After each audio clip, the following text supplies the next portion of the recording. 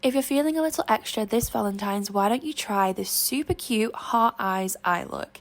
I've been doing looks like this since 2019, but I thought I'd bring it back for Valentine's.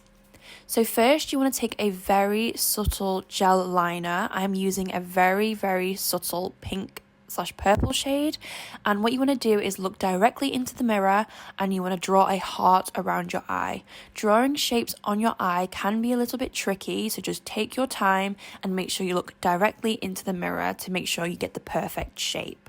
To fill in the shape, I'm going to be taking the Rose Pink Glisten Cosmetics paint, and I'm going to be using a very small flat brush to fill this in, just because I want to be very precise with my shape and I want to make sure it's perfect when I fill it in, so I don't want to be using a bulky big brush.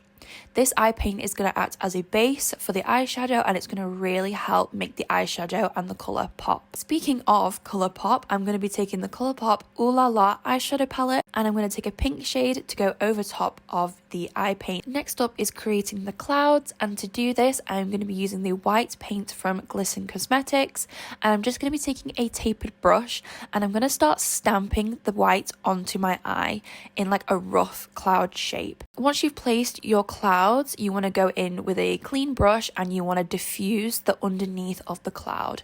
This is going to make the bottom of the cloud look super wispy and just lightweight. Once you've done that, you then want to take a slightly darker pink shade and you want to blend that directly underneath the cloud, and that's going to give it some really nice shadows and make it look like it's popping out from your eye. To finish off the look, I'm going to add some stars and some dots using Glisten Cosmetics White Wet Liner, and I'm just going to use a thin brush to apply this. And this is the completed look. I hope you guys enjoy, and let me know if you guys do decide to recreate this for Valentine's.